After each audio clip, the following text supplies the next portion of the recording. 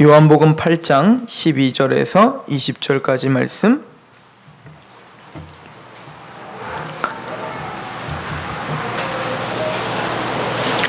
(12절에서 20절) 우리 한 목소리로 우리 같이 봉독하도록 하겠습니다. 시작. 예수께서 또 말씀하여 이르시되 나는 세상의 빛이니 나를 따르는 자는 어두움에 다니지 아니하고 생명의 빛을 얻으리라. 바리새인들이 이르되 내가 너를 위하여 증언하니 내 증언은 참되지 아니하도다. 예수께서 대답하여 이르시되 내가 나를 위하여 증언하여도 내 증언이 참되나니 나는 내가 어디서 오며 어디로 가는 것을 알거니와 너는 내가 어디서 오며 어디로 가는 것을 알지 못하느니라. 너희는 육체를 따라 판단하나 나는 아무것도 판단하지 아니하노라. 만일 내가 판단하여도 내 판단이 참되니 이는 내가 혼자 있는 것이 아니요 나를 보내신 이가 나와 함께 계심이라. 너희 율법에도 두 사람의 증인이 참되다 기록되었으니 내가 나를 위하여 증언하는 자가 되고 나를 보내신 아버지도 나를 위하여 증언하시느니라. 이에 그들이 묻되 내 아버지가 어디 있느냐? 예수께서 대답하시되 너희는 나를 알지 못하고 내 아버지도 알지 못하는도다. 나를 알았었더라면 내 아버지도 알았으리라. 이 말씀은 성전에서 가르치실 때에 헌금 앞에서 하셨으나 잡는 사람이 없으니 이는 그의 때가 아직 이르지 아니하였음이로라. 아멘.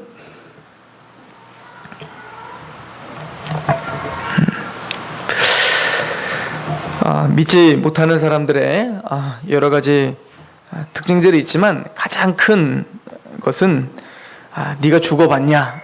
라고 하는 거죠. 예수님을 믿어라. 그러면 천국을 갈 수 있다. 그렇지 않으면 너는 지옥에 갈 수밖에 없어. 라고 말할 때 항상 부딪히는 그 질문 중에 하나죠. 봤냐? 죽어본 사람이 없는데 그걸 어떻게 아느냐라고 이야기를 해요.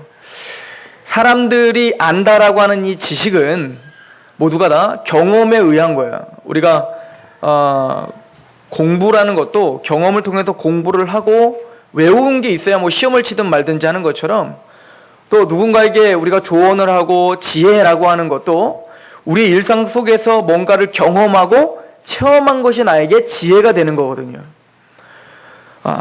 이것이 우리 인간이 지식을 습득할 수 있는 방법입니다. 그래서 아무리 좋은 것도 아무리 설명을 해줘도 그것을 우리는 알 수가 없어요. 어떻게 봐야 돼? 직접 가서 느끼고 만져보고 냄새를 맡고 눈으로 봐야지 그것에 대한 진짜 경험이 나에게 생기고 진짜 지식이 나타나는 거죠. 소경된 자가 색깔을 어떻게 설명을 한다고 어떻게 알겠습니까? 태어나면서 죽을 때까지 소경된 자가 앞을 못 봤던 사람에게 노란색을 우리가 어떻게 설명해 줄 거냔 말이에요. 눈을 떠서 그 노란색을 봐야 노란색이 이런 거구나라고 설명이 되는 거예요. 설명이 가능하겠습니까? 노란색이라는 것은 누르면 색이랑 좀 비슷한 건데 거기다 하얀색이 온 줄 알아야죠. 그러니까 이거는 말로 표현할 수가 없는 거죠. 지금 예수님한테 그 바리새인과 서기관들이 와갖고 다짜고짜 따지는 게 뭐냐면 당신이 그리스도라는 것, 또 하나님의 아들이라는 것, 그것을 당신이 지금 증언하고 있는데 그래서 당신은 진짜가 아닙니다 라고 이야기하는 거예요. 예수님은 그것을 뭐라고 하는 거냐면 너희는 전제부터 틀렸다라고 하는 거예요. 내가 지금까지 말하는 거 생명의 떡이다. 나는 내가 너를 정죄치 않으니 누가 너를 정죄하냐. 용서에 대한 어떤 특권, 심판에 대한 것, 천재 창조에 대한 것. 즉 예수님은 요한복음에서 계속 무엇을 이야기하고 있냐면 나는 하나님이다를 이야기하고 있는 거거든요.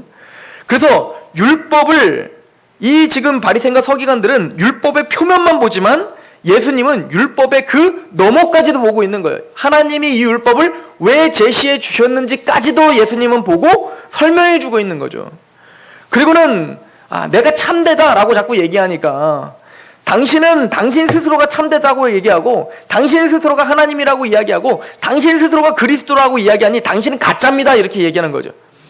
예수님은 그때 이렇게 논박을 하시는 거예요. 18절 말씀을 보면 이렇게 이야기를 하죠. 내가 나를 위하여 증언하는 자가 되고 나를 보내신 아버지도 나를 위하여 증언하시느니라. 이에 그들이 묻되 내 아버지가 어디 있느냐? 예수께서 대답하시되 너희는 나를 알지 못하고 내 아버지도 알지 못하는도다. 나를 알았더라면 내 아버지도 알았으리라. 어차피 너희는 몰라. 쉽게 얘기해서 이렇게 한번 생각해보자. 안 믿는 사람이 죽어봤어? 죽어봐야 알지? 라고 이야기한다고요. 맞아요. 우리는 경험을 안 해봤다고요. 죽음을 경험을 안 해봤어요. 죽음을 경험을 안 해봐서 믿을 수도 있고 안 믿을 수도 있고 라고 하는 선택의 기로에 서 있단 말입니다. 그렇다면 어느 누가 죽음을 알아서 죽음을 경험하고 예수님을 선택하겠냔 말입니다. 성경은 그런 사람 없다라고 이야기하고 있는 거예요. 그 죽음을 경험하는 것은 그 죽음 너머의 그 세상은 누구밖에 알 수 없다는 거예요? 하나님밖에 알 수 없는데 우리 인간들은 그것을 경험해 본 적이 없는 거예요. 즉 바리새인과 서기관들아, 네가 나 자신을 내가 증언한다고 해서 가짜라고 하느냐? 그럼 내가 증언하는 걸 네가 아느냐라고 하는 거죠. 이렇게 물어보는 거예요. 우리 14절 말씀 같이 한번 읽어볼까요? 14절 시작. 예수께서 대답하여 이르시되 내가 나를 위하여 증언하여도 내 증인이 참되니 나는 내가 어디서 오며 어디로 가는 것을 알거니와 너희는 내가 어디서 오며 어디로 가는 것을 알지 못하느니라. 우리는요, 우리 인간이 어떻게 태어나서 우리가 죽어서 어디로 가는지 이걸 경험을 못하고 지금 현실을 살고 있는 거잖아요. 그래서 많은 사람들이 종교를 만드는 이유가 무엇입니까? 내가 어디서 왔으며 내가 죽으면 어떻게 될 것인지에 대한 불안감이 있어서 사람들은 종교라는 것을 만드는 거예요. 인간은 도대체 누구냐 이거죠.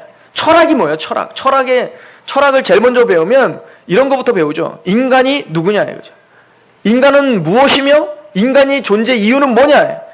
그랬더니 생각하면 고로 존재하는 것이다. 그게 뭔 말이냔 말이에요.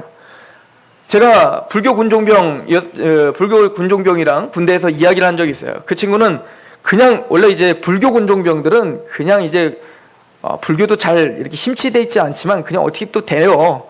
근데 제가 알고 있었던 군종병은 굉장히 불교에 심취하여 큰 스님들이랑 같이 지내면서 그 진리를 터득하고자 노력했던 군종병이었어요.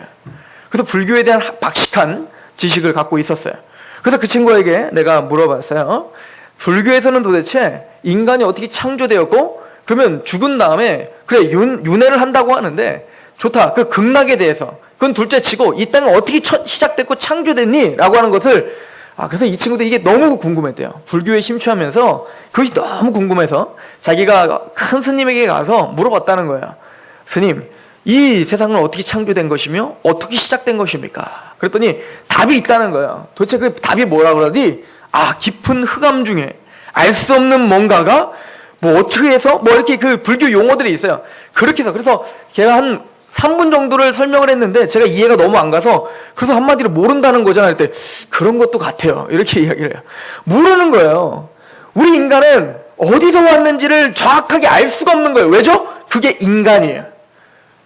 그런데 그 한계를 갖고 있는 바리새인과 서기관들이 주님에게 와서 다짜고짜 하는 얘기가 그겁니다.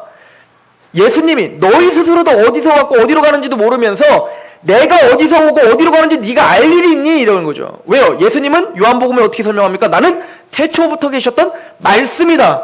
야, 이런 말을 들을 때 바리새인과 서기관들은 답답한 거야. 이게 도대체 무슨 말이야? 창세 전부터 있었다니. 이런 말이 유대인들에겐 납득이 가지 않는 겁니다. 예수님이 가다가 이러잖아요. 아브라함보다도 내가 더 먼저 있었다. 이게 납득이 안 가는 거야. 그러면은 지가 아브라함보다 더 나이가 많다는 거야, 뭐야. 이런 식으로 바리새인과 서기관들이 예수님에게 따지고 들었던 거 아닙니까? 근데 예수님은 한번 생각해 보세요. 성경에 보면 여러분들이 지금 보고 있는 이 복음, 예수님이 십자가에 죽으셨습니다라고 하는 이 복음은 만세 전부터 선지자들이 연구하고 부정에 살펴서 예수님의 십자가와 부활을 이미 예수님이 오시기 전부터 몇천 년 전부터 끊임없이 예언됐다는 거잖아요. 그런데 더 나가서 뭐라는 거예요? 만세 전부터 성부와 성자 성령 하나님이 그렇게 계획하시고 우리가 알 수 없는 그 우주도 존재하지 않는 그 상태에서 뭔가를 창조를 계획하시고 우리를 그리스도 안에서 예정하셨다는 거예요. 사실은 답답하신 이야기죠. 그런데 성경의 기록은 그겁니다. 그래서 주님은 이렇게 얘기하는 거예요. 내가 어디서 오고 어디로 가는지 니들이 어떻게 알겠니? 너희들은 모른다예요. 모른다. 그리고는 주님께서 오늘 말씀하신 것이 이겁니다. 8장 12절에 보면 예수께서 또 말씀하여 이르시되 나는 세상의 빛이다 라고 하는 거죠. 그래서 주님은 이 땅에 세상의 빛으로 오셨다라고 하는 겁니다. 요한복음 1장에 예수님은 태초부터 계시던 말씀이라고 이야기하면서 또 요한복음 1장 5절에 뭐라고 했습니까? 빛이 어두움에 비추되 어두움이 그 빛을 깨닫지 못하였다. 지금 바리새인과 서기관들, 자기가 어디서 오고 어디로 가는지도 모르면서 자신의 그 인생이 전부인 거라고 살고 있는 그 사람들, 이거를 뭐라고 하냐? 어두움 가운데 있는 사람이라고 하는 거죠. 그리고는 나는 뭔가를 이루어 놓았다라고 자화자찬하고 있는 인간들, 그런 인간들을 향하여 성경은 과감하게 너희들은 어두움 가운데 있다, 보지를 못한다라고 이야기를 하고 있는 거예요. 복음을 전할 때 제가 항상 이야기하는 거예요. 네가 가장 사랑하는 사람이 눈을 가리고 한 찹도 모르는 곳을 가고 있다가 만약에 그 낭떠러지 떨어진다면 너는 어떻게 하겠냐? 즉 눈이 가렸는데 눈이 가려진 걸 모르고 사는 그 가장 불쌍한 인생들은 그렇게 살다가 뭡니까? 낭떠러지에 떨어져 곤두박질쳐 그 인생을 파멸내기로 영원한 지옥의 형벌로 떨어지게 생겼단 말입니다.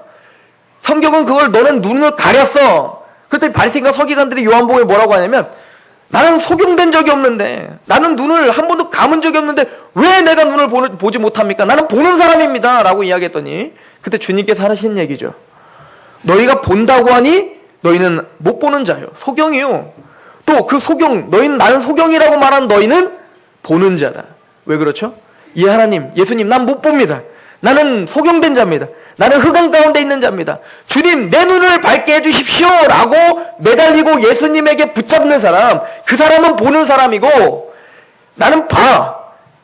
나는 내 인생 어떻게 될 줄 안다니까? 난 내 주먹 믿는다니까? 이 사람은 보지 못하고 흑암 가운데 있는 사람이라. 많은 사람들은 깨닫지 못하고 이 말씀이 어렵다고 떠났죠. 여러분들은 제 말이 뭔지 아시죠?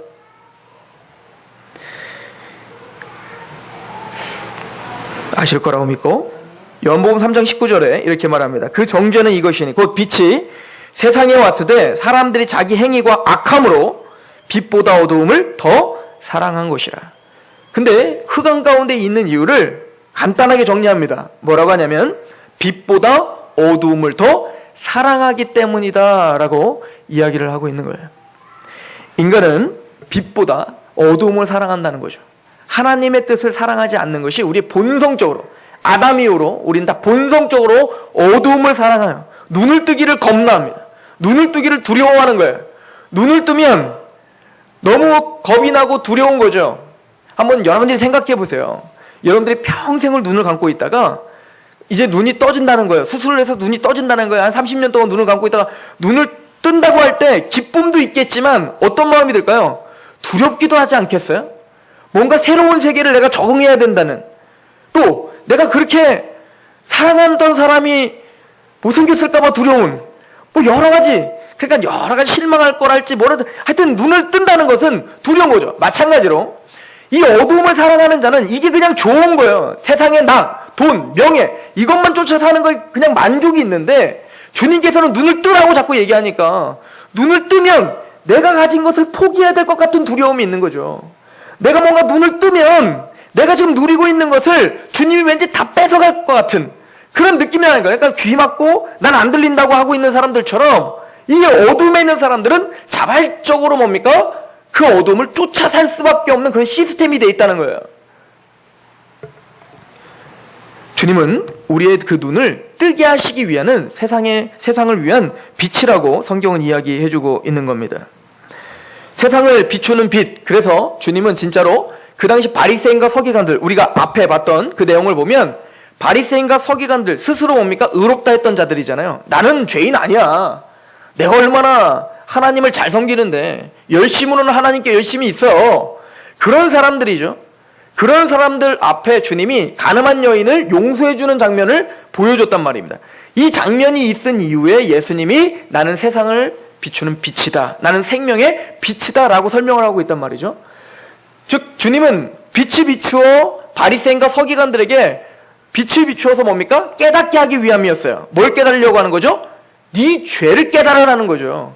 그래서 나는 죄인이 아니야. 나는 의인이야. 나는 괜찮아. 이 정도면 참 괜찮게 살았어 라고 스스로 속고 있는 이 바리새인과 서기관들을 비롯한 모든 세상 사람들, 여러분들 생각보다 내가 죄인이라고 고백하며 사는 사람들 많이 없는 거 아시죠?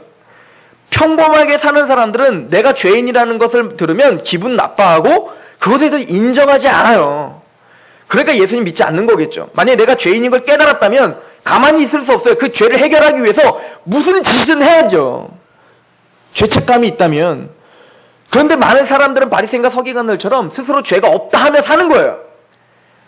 바리새인과 서기관들은 조금 더 나아서 내가 뭐 하나님 앞에 11조 드리고 뭐 예배 드리고 전도하고 뭐하고 율법 보고 말씀 보고 이런 것을 통해서 뭔가 나는 선하지라고 착각하는 것처럼, 그럼 다른 사람들은 뭡니까? 다른 사람들은 아무것도 하지 않아도 그냥 난 괜찮지라고 사는 거예요. 그냥.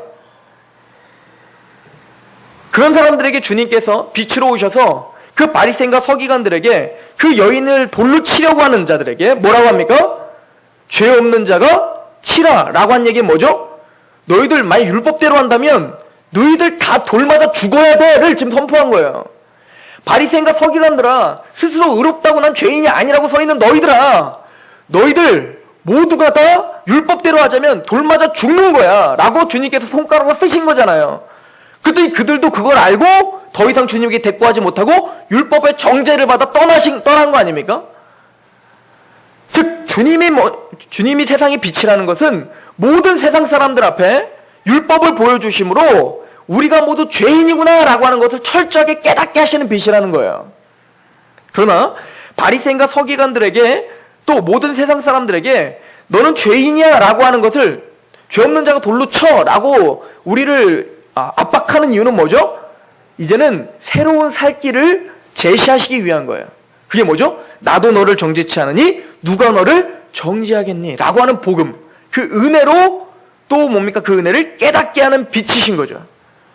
그런데 우리가 저번 주에 봤듯이 가늠한 여인, 나는 죄인입니다, 어찌 보면 나는 소경입니다, 나는 세리입니다 라고 고백하고 있는 그 부류들은 남지만 나는 죄인 아니야 라고 하는 사람들은 나의 죄를 자꾸 들먹이니까 화가 나서 어떻게 되는 거예요? 떠나더라 라고 하는 거죠. 그들은 뭐예요? 소경된 자요? 지금 가늠하다 잡혀온 이 여인이 뭐라는 거예요? 보는 자다 라고 성경은 이야기하고 있는 겁니다. 그런 의미에서 저와 여러분들은 예수 그리스도를 만나신 분들이죠. 주님의 비춤을 받은 거예요.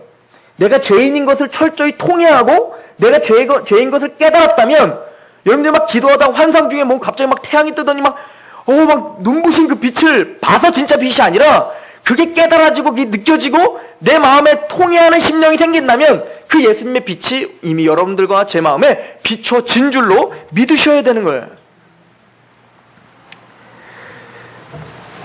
주님은 세상을 비추는 빛이요 또 생명의 빛이라고 오늘 본문에 이야기를 하고 있으셨습니다. 즉 빛이라고 하는 것은 구약시대에 하나님에게 돌려줬던 칭호입니다. 시편 27편 1절에 여호와는 나의 빛이요 나의 구원이시니 내가 누구를 두려워하리요, 여호와는 내 생명의 능력이시니 내가 누구를 무서워하리요. 즉 여호와는 나의 빛이시다. 그래서 누구만 우리의 빛이시냐면 여호와예요.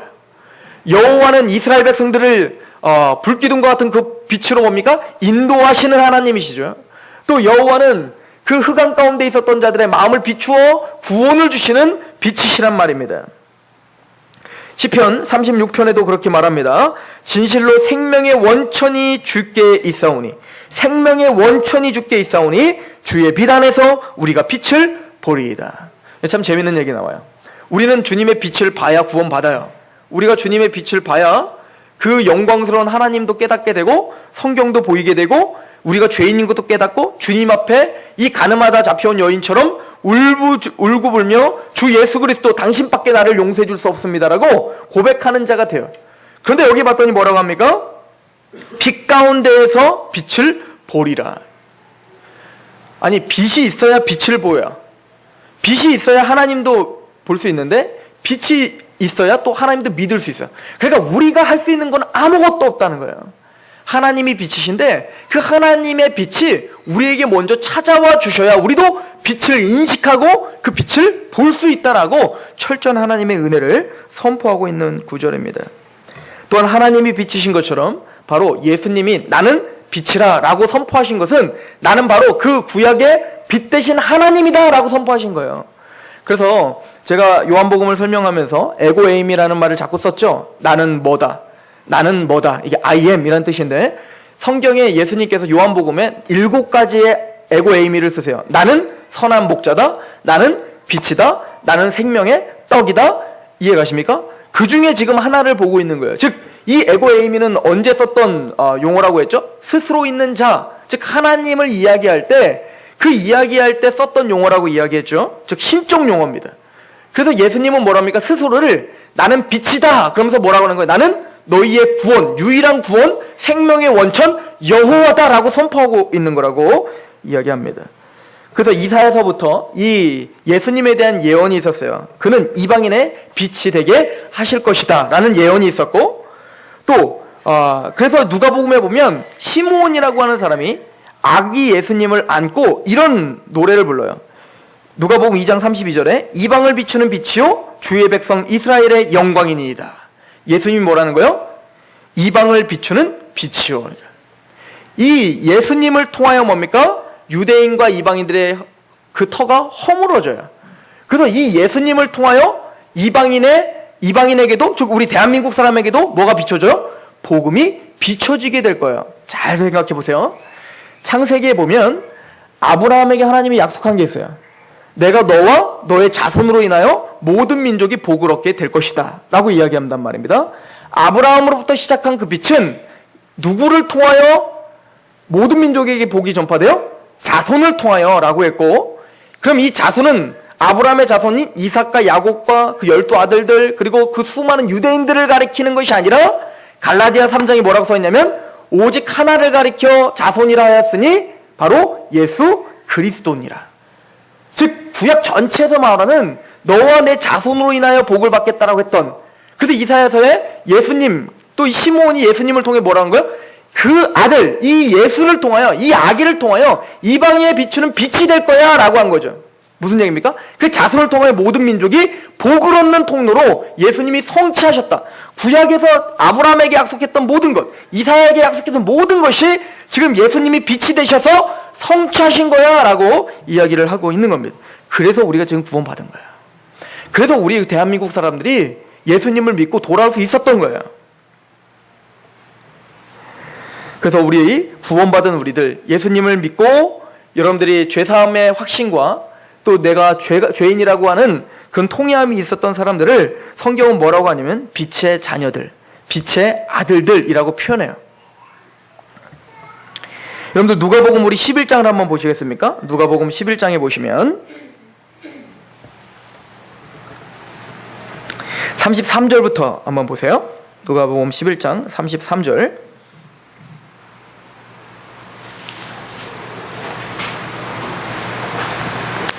같이 봉독해 봅니다. 시작. 누구든지 등불을 켜서 속에나 말 아래에 두지 아니하고 등경 위에 두나니 이는 들어가는 자로 그 빛을 보게 하려 함이라. 자, 지금 산상주은 중에 주님이 무슨 이야기를 하시는 겁니까? 너희는 등불이다 라고 하는 거죠. 그래서 예수님을 믿고 예수님에게 비추음을 받아 구원받은 사람은 예수님이 빛인 것처럼 너희도 뭐라는 거예요? 빛이 됐다는 거예요. 그래서 우리를 빛의 자녀들, 빛의 아들들이라고 표현하고 있는데, 즉 저와 여러분들이 빛이 되었다는 것은 이제 우리가 등불이 되었다는 거예요. 그래서 주님은 뭐라고 하는 겁니까? 등불이 됐으므로 너희는 어떻게 되는 거예요? 마땅히 말 아래 두지 않고 등 꼭대기 위에 둔다는 거죠. 말 아래 둔다는 것은 이런 뭡니까? 그릇에 덮어놓은 거예요. 초를 켜놓고 덮어놓으면 킨 이유가 없는 것처럼. 즉 여러분들을 구원시켰는데 여러분들을 통하여 예수님의 복음이 비춰지지 않는다면 그럼 말도 안 되는 것이라고 주님은 이야기하는 거예요.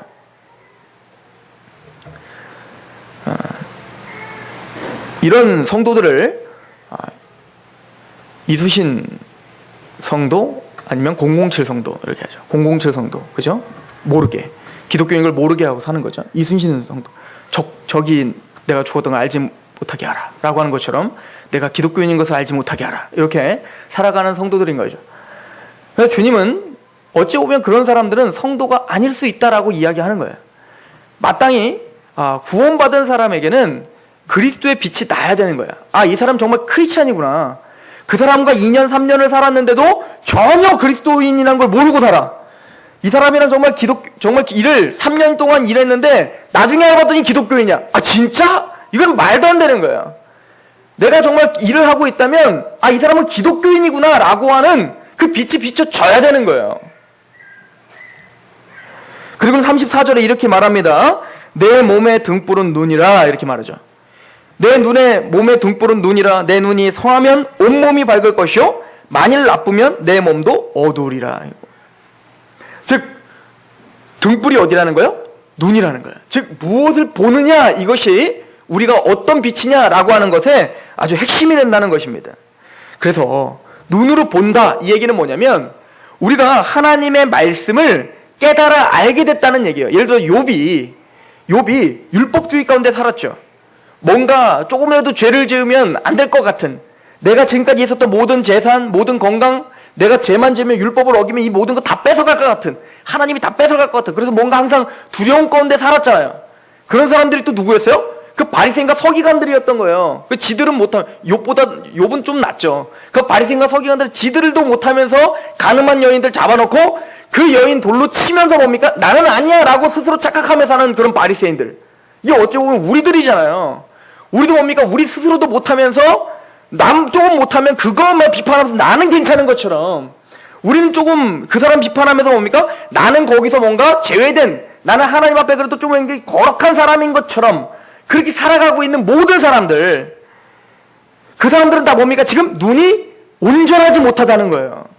근데 욥이 그 율법주의를 부셔버리고, 그렇구나, 내가 가진 것, 내가 모두 움켜잡은 것, 이거 다 내가 한 거 아니구나, 하나님의 은혜구나, 그리고 나를 먹여 살리시는 것도 주님 아비 되신 하나님이구나를 깨달았을 때 한 얘기가 뭐죠? 지금까지는 내가 여호와를 귀로만 들었습니다. 그러나 이제는 내가 당신을 눈으로 봅니다. 이게 빛이 비춰준 거예요. 똑같은 하나님의 말씀을 듣고 또 듣고, 그게 형식적으로, 지식적으로 우리 머리 안에 있는 사람들은 빛을 못 본 거예요. 그냥 들은 거예요. 눈이 밝아졌다라고 하는 것은 성경을 우리가 볼 수 있다는 얘기가 아니라, 우리가 보고 있는 이 성경이 내 마음에 막 인쳐지는 역사인 거예요. 몸소리가 쳐질 정도로 이 말씀이 믿어지고, 이 말씀에 감격스러운 사람들이 지금 빛을 비춘 사람이라는 거죠. 고린도서 4장 6절에 그래서 이렇게 말합니다. 어두운 데 빛이 비추라 말씀하시던 그 하나님께서, 어두운 데 빛이 비추라 말씀하시던 그 하나님께서, 이 얘기는 뭐죠? 창세기에 천지를 창조하실 때 흑암 가운데 있었던 그 공허한 우주 안에 빛이 비추라 라고 했더니 어떻게 합니까? 광명한 빛이 비춰진 창조의 능력, 이게 말씀이죠. 그 말씀, 그 역동적인 말씀이 그 하나님께서 예수 그리스도의 얼굴에 있는 하나님의 영광을 아는 빛을 우리 마음에 비추셨느니라. 즉 이 얘기는 그 창조의 능력의 말씀이 우리 안에 뭡니까? 그 빛의 능력이 예수 그리스도 안에서 하나님의 영광의 능력을 보게 했다는 거예요. 그래서 예수님을 진짜 믿고 빛으로 본 사람은 예수님을 어떻게 믿냐면, 그분은 영광스러운 하나님이구나 라고 믿는 거예요. 그럼 영광스러운 하나님은 동네 할아버지 아닌 것을 알고 있는 사람인 거죠. 그러므로 예수님을 나의 주님이라 믿고 사는 사람들은 빛이 비춰져서 예수님이 나의 주님이고 그분은 나의 하나님이고 그 하나님은 천지를 창조하신 하나님이야를 안 사람들은 그분을 경외하며 살 수밖에 없겠죠. 그 하나님의 말씀을 하나하나 실행하려고 몸부림치는 사람일 수밖에 없겠죠. 진짜 예수님이 그렇게 느껴지고 보인다면 말입니다. 성경은 그런 어떤 논리로 우리에게 지금 설명해주고 있는 거예요. 그 대표적인 사람이 누굽니까? 바로 사도 바울이죠. 사도 바울의 이름이 두 가지가 있어요. 원래 한 세 가지 정도가 있거든요. 로마 시민권자들은 그 당시에 세 가지 정도의 이름을 갖고 있어요. 하나는 헬라식 이름, 로마식 이름, 하나는 유대인식 이름. 그런데 지금 이 사도 바울은 사울이라고 하는 유대식 이름과 또 헬라식 이름인 바울이라고 하는 이름을 갖고 살았어요. 자, 그런데 여러분들 다메섹 도상에서 예수님을 빛을 비추어 예수님을 만났던 그 사도 바울은 이제부터 사울이라는 이름을 전혀 쓰지 않아요. 그것은 사울이라는 이름이 바울로 바뀐 게 아니라 원래 갖고 있었던 이름이에요. 두 가지 다. 그런데 의도적으로 사도 바울은 사울이라는 이름을 쓰지 않고 뭘 써요? 바울이라는 이름만 쓰고 있다는 거예요. 그럼 뭔가 심적인 변화가 생긴 거예요. 이 다메섹에서. 그럼 사울이라는 이름은 제일 유명한 사람이 있죠. 누구죠? 사울 왕. 그런데요, 이 사울 왕이 어디 지파죠? 베냐민 지파예요. 다시 베냐민 지파고, 이 바울도 어디 지파죠? 베냐민 지파 사람이에요. 그러면 이 바울이 왜 사울이라는 이름을 줬을까요? 베냐민 사람들에게는 사울이 굉장히 영광스러운 이름인 거예요. 아무리 성경에서 뭐 못난 왕으로 치부하더라도 우리 가문의 왕이었어. 이것이 영광이었다. 그래서 사울이라는 이름이 베냐민 지파 사람들에겐 굉장히 흔했던 이름이에요. 그러므로 이 사울이라는 이름에는 어떤 의미가 담겨 있을까요? 권세와 권력과 세상의 어떤 그 힘. 그렇잖아요. 뭔가 대통령 된 사람, 뭐 영의정, 의정한 사람들, 우리는 누구의 몇 대손, 막 이런 거 이야기하는 게 뭡니까? 그것을 바라는 거 아니에요. 그죠? 또 그 이름을 따서 하는 거, 나도 그런 사람 됐으면 좋겠다. 즉, 세상의 왕, 능력, 어떤 용사. 그 사울은 뭡니까? 용모도 굉장히 화려했어요. 남들보다 머리가 하나 더 있었고, 용모가 출중했단 말입니다. 즉, 사도 바울은 그런 마음을 갖고 살았던 겁니다. 나는 사울이야. 사울과 같이 될 거야. 이 세상에서 정말 권력을 잡고 바리새인 중에 바리새인이 되고 나는 더 나가서 사내들인 공의회가 될 것이며 그래서 이 유대의 종교와 정치와 모든 것에 있어서 나는 압도적인 승리자가 될 거야. 그리고 난 로마 시민권자야. 그리고 로마인들도 나를 어찌하지 못하는. 이해 가십니까? 사울의 그 가치관.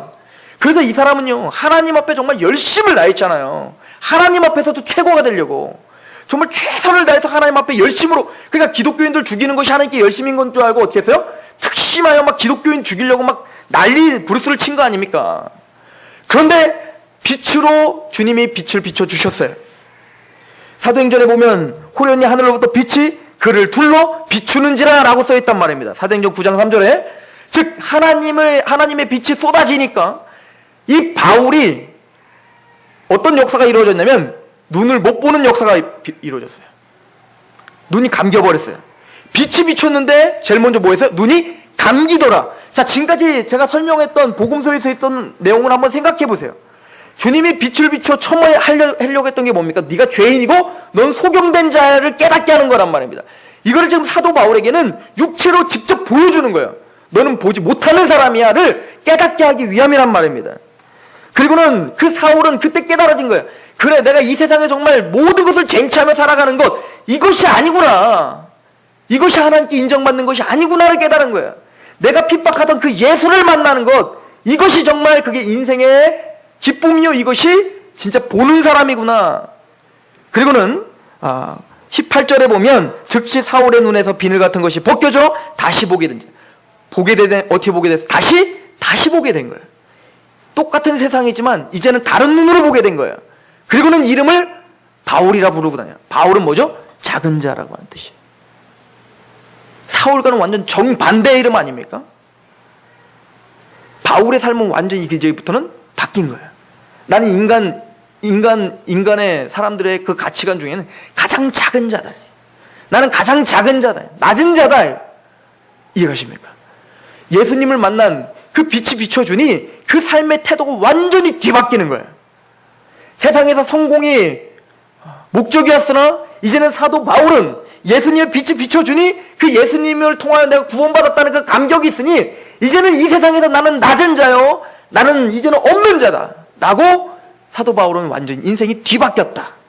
즉 예수님이 이 땅에 오셔서 섬기는 자요. 십자가의 삶을 살았던 것처럼 그래 나는 이제 빛이 비쳤더니 예수님처럼 나도 죽는 자요. 십자가를 지는 사람이 돼야지 라고 마음을 먹고 이제부터는 바울이라 불렀다. 이것이 기독교인이야. 그래서 주님은 우리에게 빛의 자녀들처럼 행하라 라고 자꾸 이야기하고 있는 겁니다. 우리 에베소서 5장을 한번 보시겠습니까? 에베소서 5장입니다.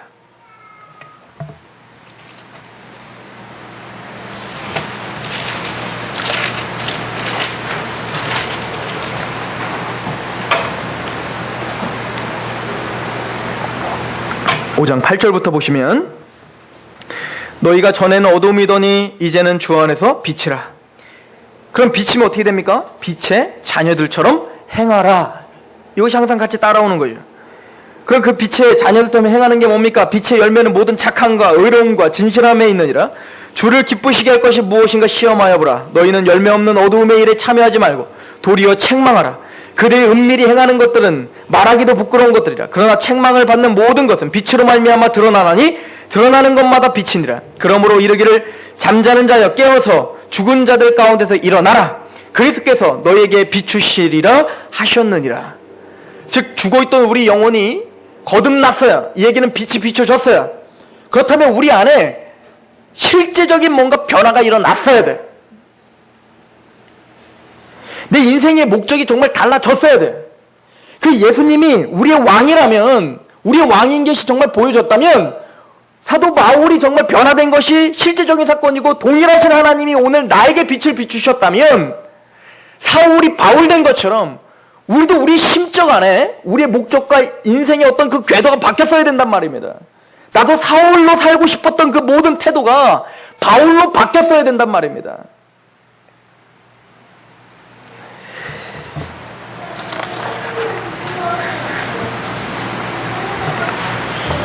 이 설교 다시 들으면서 제가 저도 저의 삶을 돌아볼 것입니다. 여러분들도 우리의 삶을 다시 한번 빛을 비춘 자인가 라고 하는 것을 다시 한번 점검하시고, 그럼 빛이라는 것이 뭔가, 빛을 비춘 자의 태도가 무엇인가를 다시 한번 확고하게 믿는, 또 그렇게 따라 사는 저와 여러분들이 되길 소망합니다. 계시록 21장에 보면 재미있는 얘기가 나옵니다. 새하늘과 새 땅이 완성될 때 그 새하늘과 새 땅은 온전한 성전이라고 했고 하나님과 어린 양이 성전이라고 했어요. 그런데 낮의 성문은 닫히지 않는다라고 이야기합니다. 이 얘기는 그 새하늘과 새 땅에는 밤이 없고 낮밖에 없다라고 하는 거예요.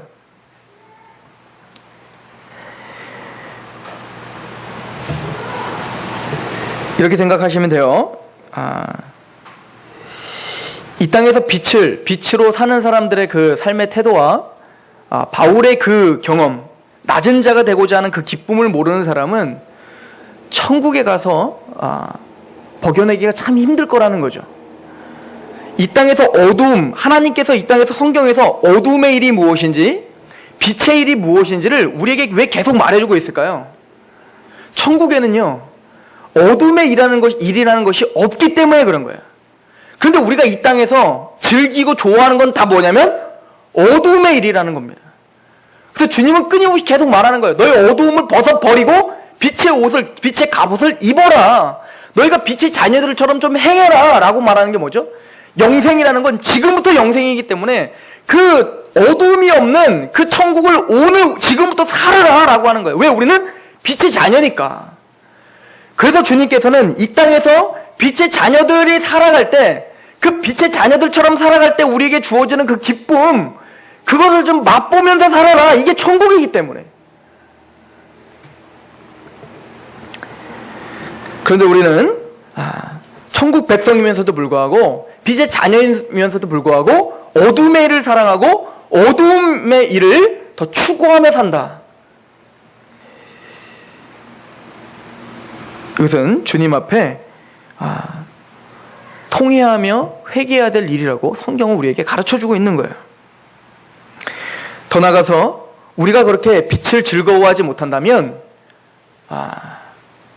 성경에서 빛을 비추라 라고 하는 메시지를 우리가 자발적이고 순복하는 마음으로 살아갈 수가 없게 돼요. 여러분들 매일매일 성경을 보면서 그 말씀을 통해서 그 달콤한 말씀, 이 말씀을 통해서 정말 꿀송이보다 달구나, 이 말씀을 깨달아야 정말 기쁨이 있는데 라고 하는 어떤 감격이 없으면 이 말씀을 절대 어떤 한 사람에게도 전할 수 없게 되어 있어요. 그런데 만약에 이 말씀과 복음이 정말 꿀송이보다 달고 이것을 믿어야 정말 기쁨이다라고 한다면 안전할 수가 없을 거예요. 저에게 구원받은 사람의 열매가 무엇입니까? 라고 물어본다면, 빛의 자녀들의 열매가 무엇입니까? 라고 물어본다면 저는 세 가지는 반드시 나타난다고 저는 확신이 말합니다. 이것은 성경의 메시지요, 임상실험 결과 그래요. 첫 번째는 예배자예요. 하나님에 대한 경배와 찬양이 살아날 수밖에 없게 되어 있어요. 예배의 자리가 감사하고 말씀의 자리가 감사하고 기도의 자리가 감사하게 될 수밖에 없어요. 이게 빛의 자녀들의 첫 번째 특징이에요. 왜요? 예수님이 그걸 좋아하시니까 나도 그게 좋아요. 두 번째는 말씀을 사모해요.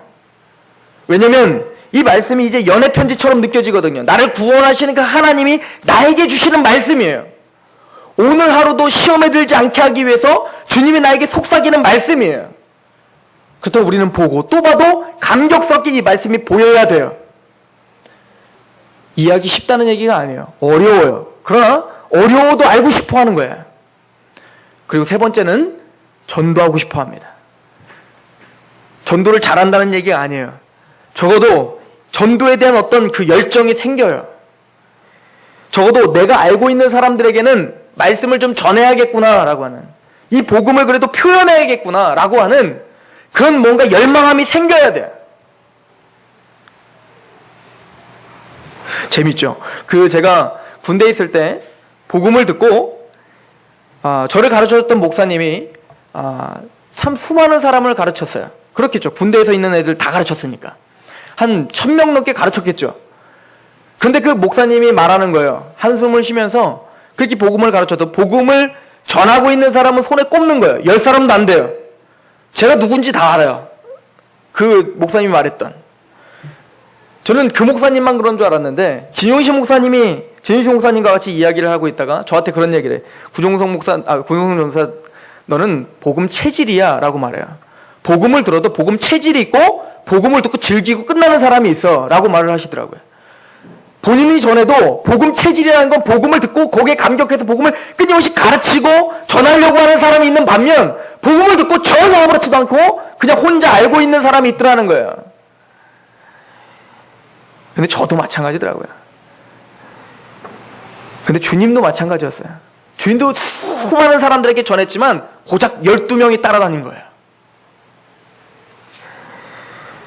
베드로전서 2장 9절, 그러나 너희는 택하신 족속이요 왕같은 제사장들이요 거룩한 나라요 그의 소유가 된 백성이니 이는 너희를 어두운 데서 불러내어 그의 기이한 빛에 들어가게 하신 이에, 기이한 빛을 받았습니다. 기이한 빛에 들어가신 이에 아름다운 덕을 선포하게 하려 하심이라 라고 말하고 있어요.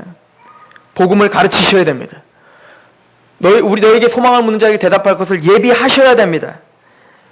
제가 이단 세미나에서 할 때 꼭 하는 얘기가 있어요.